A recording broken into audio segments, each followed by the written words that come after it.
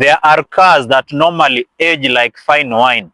An example is this Mercedes-Benz C-class, which falls under the W203 generation. Welcome to 0 to 60 Motoring. Once again, my name is Bill C-Oturi, and today I'm going to tell you a couple of things about this Mercedes-Benz W203.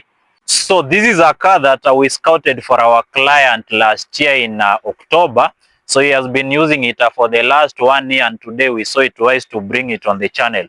So if you are new on this platform, consider subscribing to our channel and following us on our social media platforms such that you don't miss any of our weekly video reviews. If interested in purchasing a car, you can engage us to source a clean car for you under our car scouting program. All you need to do is to send us your desired specifications, and we are going to hit the market and get the right car for you, subject it to all the checks necessary to ensure that your car ownership journey becomes easy, just like this client.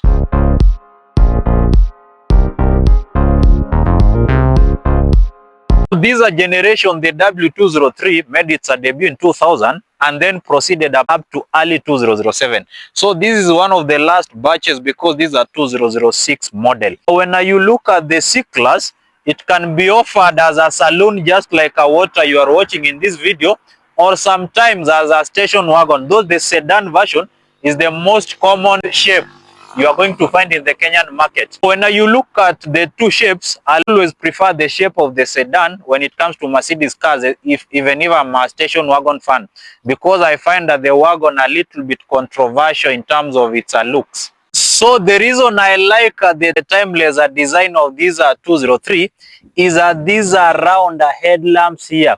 They are actually what define the character in this generation of the Mercedes-Benz, together coupled with this hood ornament here. If this car was mine, I could have loved it kept stock. But because it belongs to a young soul, obviously they love that appetite of modifying their car, of course, to make it look a little bit fresh. And speaking of these round headlamps, this is a car that actually defined my car enthusiasm back in time, because the round headlamps is one of the reasons why I have a Mercedes-Benz W211 E320 CDI as one of my dream cars. The W203 is a timeless design because this is a car that looks good even when it's aging. That is why I was saying it ages like fine wine. The owner of this car has installed these aftermarket taillights here, which have these sequential turn signals or indicators.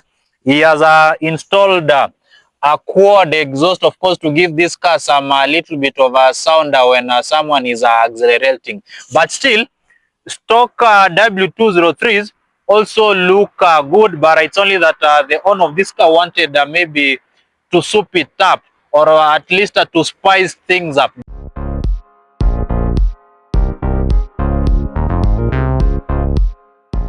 So the W203 is a popular car in almost every part of the globe, and there are very good reasons to validate the popularity of this car worldwide.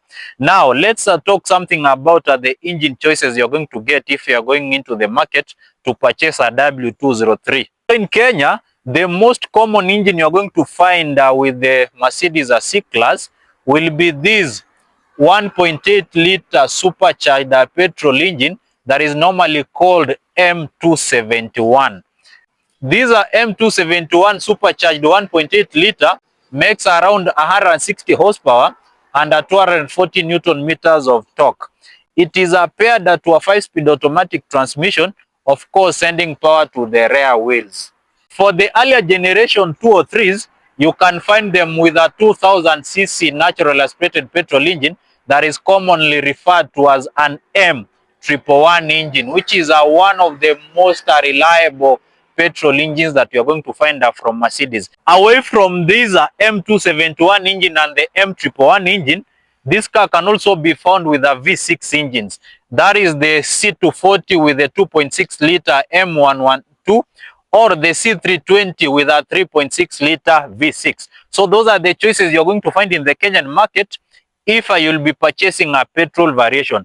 Of course, you can also buy this car with a diesel engine that is the C220 with a 2.1 turbo diesel. But the most common engine in the Kenyan market is going to be this M271 engine or the M111 engine, especially for the earlier versions of this 203.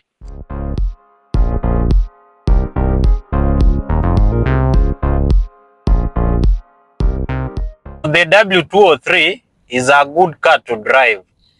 The steering wheel, of course, feels heavy at low speeds, but as you gather pace, it is perfectly okay. As you gather speeds, you realize that this C200 is a car that is well planted or sure-footed to the road. I think it's because this is a heavy car. While it looks small, it is a heavy car. That is why it is planted to the road, and you'll not be having any problems whatsoever with stability. I'm now doing this is 80 kilometers per hour, and because this is an ex-UK car, it is actually calibrated in miles per hour. This W203 was bought from the UK, so the speedometer goes from 0 to 160 miles per hour. So sometimes you may be surprised that the car is going fast, but the reading is on the lower end. And that is one of the reasons the owner installed this aftermarket gauge, which also gives that speed in kilometers per hour. Of course, there is a kilometers per hour on this dash here, but it's small, so sometimes you may actually miss it, and you may find yourself overspeeding. Once you gather speeds, you realize that this car has a very good sound insulation. While it's a 19-year-old car, it doesn't let in, or it is not affected by road imperfections or noise to a great extent, and that is something that you may like about this car. The handling at speeds is decent, and there are no dramas whatsoever, because let me accelerate to some maybe 100 kilometers per hour. Yeah, we are at now at 60 something mph. That should translate to 101, 105 kilometers per hour. So it is a car that also gathers speeds with ease. While the engine is small, the element of being supercharged also ensures that it is not lazy. So when you are looking at this car, you cannot say that it's a fast car relatively in terms of performance, but still it is also not on the slower end either. So it is a car that can do those long trips to a country without any drama whatsoever. It can achieve and at the same time maintain speeds without any kind of drama whatsoever. It's not a fast car from a standstill, but for normal commuting A to B movements here and there, you should not be having a problem whatsoever with this C200. If you drive the other version, that is the C200 with the M111 engine, you realize why I'm saying that this one is a more responsive engine in terms of performance. Of course, I understand that the C320 will give you better performance, something that can pin you back into your seat, but then that one is also going to bring about extra cost when it comes to fuel consumption. Now, speaking of fuel consumption, these are 1.8 liter supercharged petrol engine can give you 12 up to 13 kilometers per liter, depending on how you drive. That is on the highway. Of course, in traffic, the numbers can drop up to 9-10 kilometers per liter, which I still think those are still reasonable fuel numbers when you are looking at the age of this car.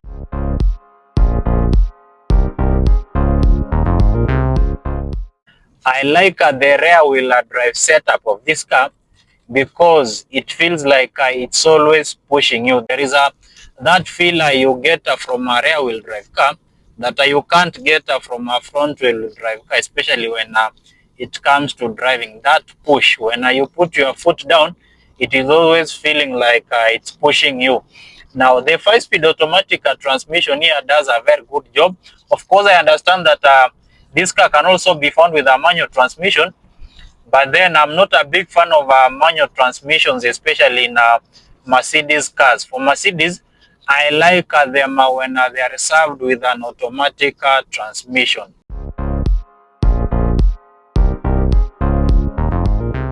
So how reliable is this engine, the M271 engine? This M271 engine is more powerful and more fuel efficient than the M111 engine. But this M271 engine normally has a timing kit that has problems, and you should always be ready to change it maybe when you are purchasing this car.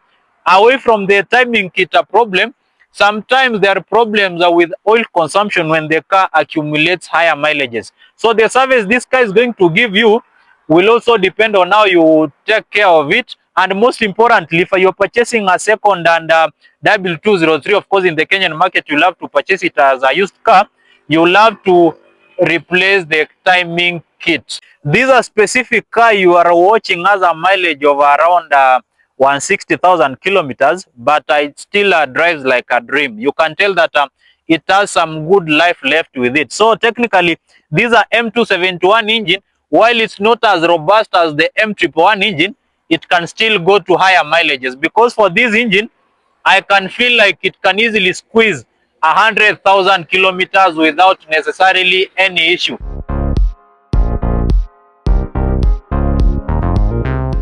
For the C240 with the 2.6 liter V6 or the C320 with a 3.2 liter V6, those engines are also reliable. Of course, they are big natural aspirated petrol engines which are unstressed. So in most cases, there is nothing that goes wrong with the C240 or the C320. It's only that they have drinking problems when you compare them to this 1.8 liter M271 engine.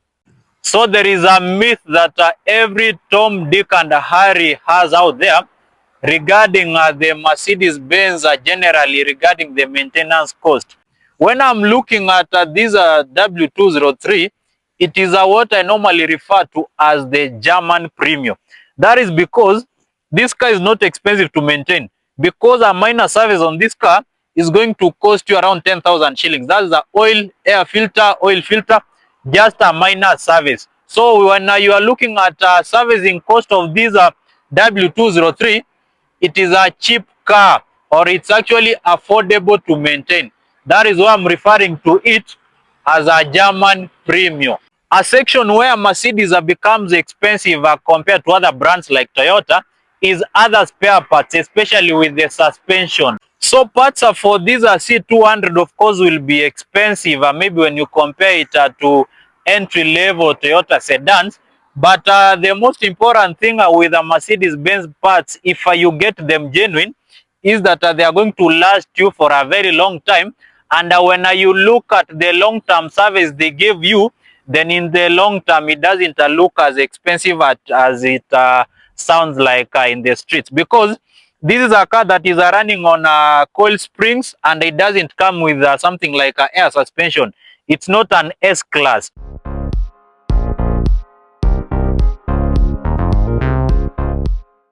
While the interior started showing some signs of wear and tear, this car was built when quality was quality, if I can use that term. Because you can tell that for a 2006 car, the interior is still actually very intact. Of course, the owner of this car, being a young soul, has installed an aftermarket screen here and an aftermarket gauge here to read the RPM, of course, to give it a little bit of some test. But you can tell that the car is still in a very good shape. It came with these leather seats. They are still intact. The only problem with this car is that these are window control here. These window controls here have already started showing signs of wear and tear. But it's a very common problem with these W203s. Most of them you'll find that they have a problem with these door controls, and this panel will in most cases be aging out. But then I still won't have any problem with this car, considering the age of this car. Now, in terms of features, while these are 2006 car, it came with a cruise control.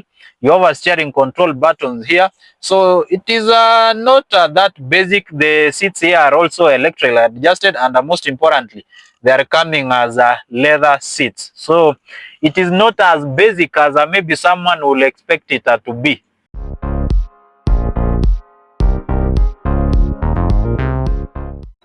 When you go into the Kenyan market looking to purchase a 203, prices can be as low as 400,000 or as high as 900,000. The 500,000 units or 400,000 are those units that will need you to inject some money into them to make them come into a fashionable state, and mostly they are the earlier generations ones. The well-kept ones are going to cost you 750, 800, or even up to 900,000 shillings. Of course, depending on the condition of the car, both are mechanically and how the body looks like. So, when you look at the pricing of the 203, it is one of the most affordable compact sedans you can purchase, maybe if you want to get into German cars.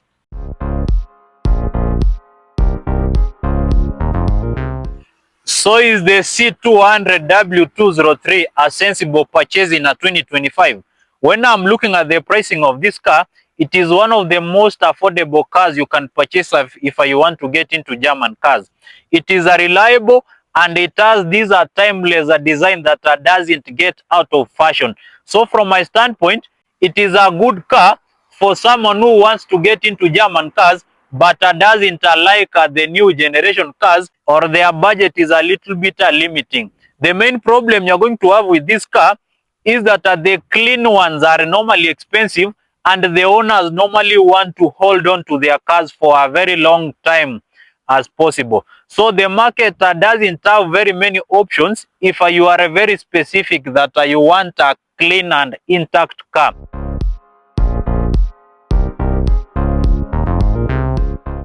So that is a short review of this 203. If you have a question regarding this car or other cars generally, you can always contact us at 0 to 60 Motoring. Bye for now. I'll see you on the next one.